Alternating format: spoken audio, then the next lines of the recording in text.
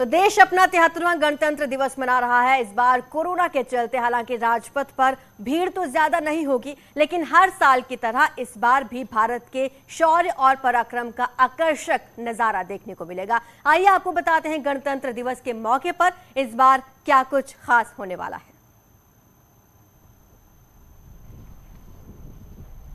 तो ये तस्वीरें आप देख रहे हैं किस तरह से शौर्य जवानों का -डिग्री तापमान में भी दिखा।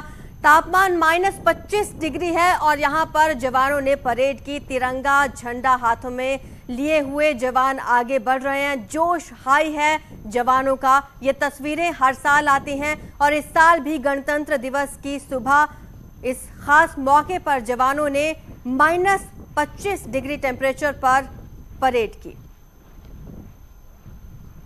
तो जवानों का हौसला देखने वाला है। आज इस तरह की तस्वीरें कई जगह से सामने आती हैं और ये बॉर्डर से तस्वीरें सामने आई हैं किस तरह से 73वें गणतंत्र दिवस के मौके पर जवान इतने कम तापमान में भी शौर्य दिखा रहे हैं।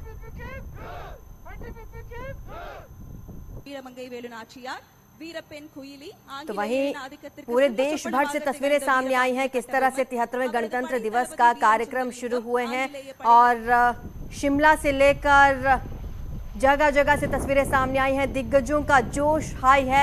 आज परेड भी होगी और पूरी दुनिया देश का दम देखेगी। दो तस्वीरें आप देख रहे हैं। पहली तस्वीर में ओडिशा से आप ये लाइव तस्वीरें आपको दिखा रहे हैं किस तरह से यहाँ पर कार्यक्रम आयोजित किया गया है और यहाँ पर तिरंगा फहराया जा रहा है। तीन तस्वीरें आप देख रहे हैं किस तरह से बर्फबारी के बीच भी जवानों ने तिरंगा झंडा लिए हुए परेड की और ओडिशा से भी लाइव तस्वीरें आपको दिखा रहे हैं किस तरह से तीनों सेनाओं का दम देखने को मिलेगा। अमर जवान ज्योति पर भी शहीदों को श्रद्धांजलि दी जाएगी। राजपथ पर तीनों सेनाओं का दम दिखेगा। आज ही के दिन संविधान लागू हुआ था। आज पूरा देश अपना 73वां गणतंत्र दिवस मना रहा है।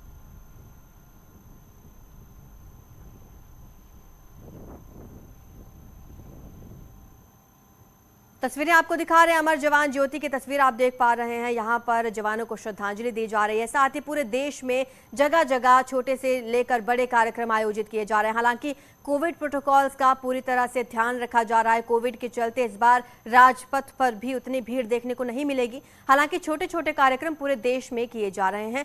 जगह जगह तिरंगा झंडा फहराया जा रहा है और तिरंगे को सलामी दी जा रही है। साथ ही साथ आज तमाम बड़े नेताओं ने भी गणतंत्र दिवस के इस मौके पर जवानों को श्रद्धांजलि दी है। साथ ही देशवासियों को बधाई भी दी है। आज ही के दिन संविधान लागू हुआ था और इस खास मौके पर पूरे देशवासियों को प्रधानमंत्री नरेंद्र मोदी, राजनाथ सिंह, जेपी नड्डा समेत तमाम बड़े नेताओं ने 73वां गणतंत्र दिवस मना रहा है, 73rd रिपब्लिक डे। मैं अपनी ओर से और भारतीय जनता पार्टी के करोड़ों कार्यकर्ताओं की तरफ से देश 73वें गणतंत्र दिवस पर हार्दिक शुभकामनाएं देता हूं।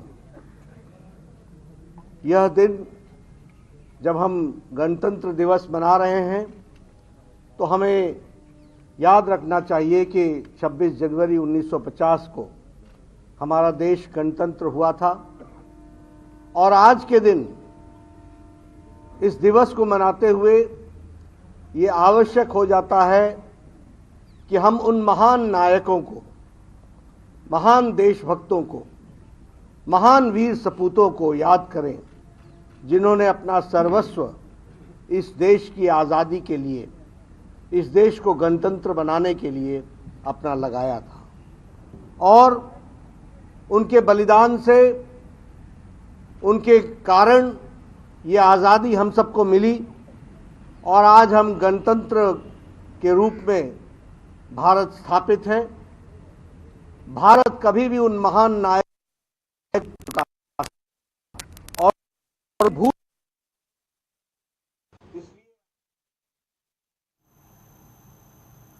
तो तमाम नेताओं ने पूरे देशवासियों को गणतंत्र दिवस की बधाइयां दी हैं। साथ ही साथ आज राजपथ पर पूरे देश ही नहीं दुनिया की निगाहें रहेंगी, क्योंकि देश के जवानों का शौर्य आज दिखने वाला है। राजपथ पर तीनों सेनाओं का दम दिखेगा। हमारे साथ ब्रिगेडियर विनोद दत्ता जुड़ रहे हैं, रिटायर्ड ब्रिगेडियर हैं। साथ ही साथ देवेंद्र लमार जुड़ रहे हैं, रिटायर्ड कर्नल हैं। सबसे पहले आपके पास आऊंगी ब्रिगेडियर विनोद दत्ता सर। बेशक विषम परिस्थितियां हों, कोविड प्रोटोकॉल का पालन के चलते आज राजपथ पर उतनी भीड़ तो नहीं होगी, लेकिन शौर्य उतना ही है और जोश उतना ही हाई है। बिल्कुल ठीक कहा आपने, क्योंकि देखिए कोई भी चाहे कितनी सर्दी हो, चाहे मौसम कितना विपरीत हो, आज समस्त भारत, हमारी जो सशस्त्र सेनाएं हैं, उनका जो अदम्य साहस है, उनकी जो शौर्य गाथा है या उनकी जो वीर गाथा हैं, उनका समर्थन और उनकी जो हौसला अफजाई है, उसके लिए खड़ा हुआ है। और देखिए सैनिक के लिए सबसे बड़ी चीज़ यही होती है, जब वो अपना सुप्रीम सेक्रीफाइस या आत्म बलिदान करता है, तो वो ये नहीं सोचता कि भाई मेरी जीवन का क्या होगा या मेरे परिवार का क्या होगा। उसके लिए सबसे बढ़िया जो बात होती है या सबसे गर्व, गौरव और सम्मान की बात होती है कि मैंने अपने प्राणों की जो न्यौछावर है वो उन देशवासियों के लिए दी जो इसको डिजर्व करते हैं जी, जो उसका साथ देते हैं। मैं आज देश से यही अपील करना चाहता हूं कि जो सैनिक हमारा वहां से आता है, उसको दो चीजों का आप हमेशा सम्मान करिए। एक तो उसकी वर्दी का, एक उसकी जो उसने सर्विसेज दी हैं, क्योंकि मैंने देखा है कि सैनिक को शाबाशी तो सब देते हैं, लेकिन उसका साथ कोई नहीं देता। तो मेरा यही अनुरोध है कि जो वीर नारी हैं या जो वीर माताएं हैं, जिन्होंने अपने पुत्रों को या अपने पतियों को या अपने शौहर को न्यौछावर किया है इस देश पे, हम उनका सम्मान करें, हम उनका साथ दें और उनको समाज की मुख्य धारा में लेके आए। देवानंद लमार, रिटायर्ड कर्नल भी हमारे साथ जुड़ चुके हैं। सर, इतने आज 73वां गणतंत्र दिवस देश अपना मना रहा है, इतनी तरह की सिचुएशन सामने आई देश के, लेकिन आज जोश हाई है। आप क्या मैसेज देना चाहते हैं देशवासियों को आज के दिन? चाहूंगा सबसे पहले 3 मुद्दों पे मैं बात करना चाहूंगा। पहला मुद्दा यह है कि भारत के गणतंत्र दिवस के आज इस मौके पर जो बदलाव भारतीय सेना और भारत के पॉलिटिकल गवर्नेंस में आया है, मैं उसकी चर्चा करना चाहूंगा। देखिए, याद रखिए, देश की सैनिक सदैव तैयार रहता है, जो भी आदेश भारत की सरकार देगी उसको वो क्रियान्वित करता है। लेकिन आपने देखा होगा पिछले जो 10-12 वर्षों के अंदर जो बदलाव देखने को मिला, जैसे कि मैंने आपको बताया डोकलम, सर्जिकल स्ट्राइक और जो आदेश गलवान के अंदर जिस तरह सेना ने अपना शौर्य का पराक्रम दिखाया, ये नतीजा इस चीज का था कि भारत के नागरिकों की मानसिकता में एक बदलाव देखने को मिला था।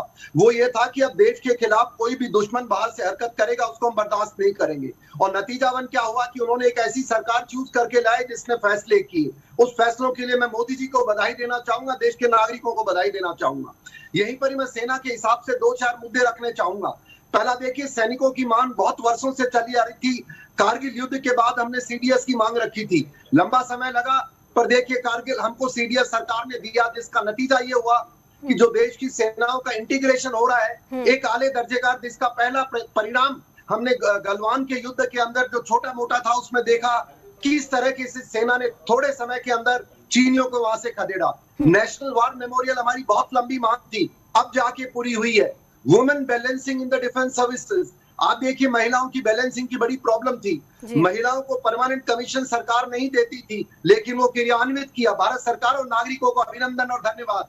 नेशनल डिफेंस एकेडमी में लड़कियों को, महिलाओं की बैलेंसिंग नहीं थी, उसके अंदर भी इजाजत दे दी गई है।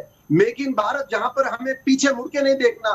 कारगिल युद्ध में अगर आपको देश को याद हो तो जब हमने चाइना, अमेरिका और रशिया से मांगा था कि सैटेलाइट फुटेज दे दो, उन्होंने नहीं दिया। पर आज मेक इन इंडिया के कारण बहुत आगे बढ़ चुका है। बॉर्डर इंफ्रास्ट्रक्चर, जिस प्रकार से सड़कें, जिस प्रकार से टनलिंग का हो रहा है, बहुत बढ़िया बधाई पात्र है। और यहीं पर मैं एक तो चीज रखना चाहूंगा, जैसे ब्रिगेडियर साहब ने बताया कि सैनिक आपके प्रेम का भूखे हैं हम लोग, हमें आपका प्रेम चाहिए। पर 2-4 इतने 70 वर्ष गुजर गए, हर पॉलिटिकल पार्टी सैनिकों के गुणगान करती है, कहती है हम ये करते हैं, हम ये करते हैं। हमारे को लेकर के आपने देखा थोड़े दिन पहले किस प्रकार सुभाष इस मर्जिंग ऑफ दी फ्लेम को लेकर के किस तरह पॉलिटिसाइजेशन किया। मैं यहाँ पर 1-2 मुद्दे रखने चाहूंगा सैनिकों को जो ध्यान देना चाहिए देश को। और मोदी जी, आपसे मेरा विशेष आग्रह है, क्योंकि आपने जिस प्रकार से ट्राइबल लोगों के लिए कश्मीर 370 हटाने के बाद वहां पर गुजर बकरवालों के राइट्स एस्टैब्लिश किए, जो पिछले 70 साल से और सरकारों ने नहीं दिए। और आपने जिस प्रकार से फ्रीडम फाइटर्स जिन्होंने अंग्रेजों को भारत से निकालने में भूमिका निभाई, उनका सम्मान जो किसी तरीके से छुप गया था, उसको आप आगे लेके आ रहे हैं। एग्जाम्पल जैसे आपने सुभाष बाबू की मूर्ति को आपने उस जगह लगाने का ऐलान किया और लगा भी दिया, होलोग्राफिक जो आपने स्टैचू लगाई है जहां जॉर्ज किंग पंचम की मूर्ति लगी थी, क्योंकि हमारी गुलामी के जो प्रतीक थे, जो मानसिकता, उनको हटाने का प्रयास करें। अभी मैं सुन रहा था कोई राजपथ का नाम ले रहा था। क्या देशवासियों को पता है इस राजपथ का नाम का मतलब क्या है? राजपथ का नाम मानसिकता, एक गुलामी मानसिकता का प्रतीक है। और आज मैं देश से आग्रह करूंगा, इसका सुभाष बाबू के नाम से इस राजपथ को सुभाष पथ के नाम से बोला जाना चाहिए, क्योंकि उस राजा की प्रति चिन्ह है जिसने हमें गुलाम बना के रखा। यहीं पर ही मेरी आखिरी 2-3 मुद्दे हैं सैनिकों के लिए।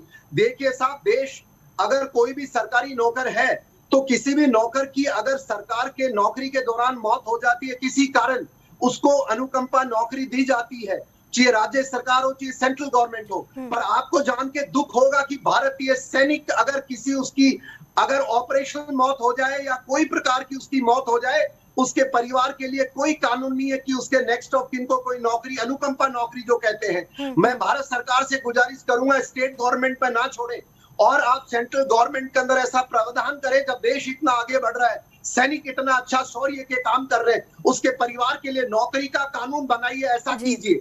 और दूसरी बात देखिए, आप जब एनएफयू की बात आती है, सेना के अंदर जो उनके सम्मान की बात आती है, बाहर 10 साल में आईएएस आईपीएस सारे अधिकारियों आप सम्मान दो, हमें कोई शिकायत नहीं है। पर एक सैनिक अधिकारी 25 साल की जो एनएफयू की मांग है, सरकार क्यों हमें कोर्ट में घसीट रही है? सरकार को ध्यान देना चाहिए। और राजस्थान के अंदर मैं मौजूद हूं आज जयपुर में, राजस्थान में एक रेक्सो नाम का डिपार्टमेंट है। देखिए देशवासियों, ये राष्ट्रीय चैनल है। मैं बताना चाहूंगा, राजस्थान सरकार से हमने गुहार लगाई है कि वहां भूतपूर्व सैनिक अधिकारियों को, जवानों को जब नौकरी देने की बारी आती है, मात्र 11,000 में शोषण करती है। जी देवानंद सर, आपके पास फिर से लौटेंगे, आप बने रहिए हमारे साथ। यहाँ वक्त हो चला है छोटे से ब्रेक का, जल्द हाजिर होते हैं।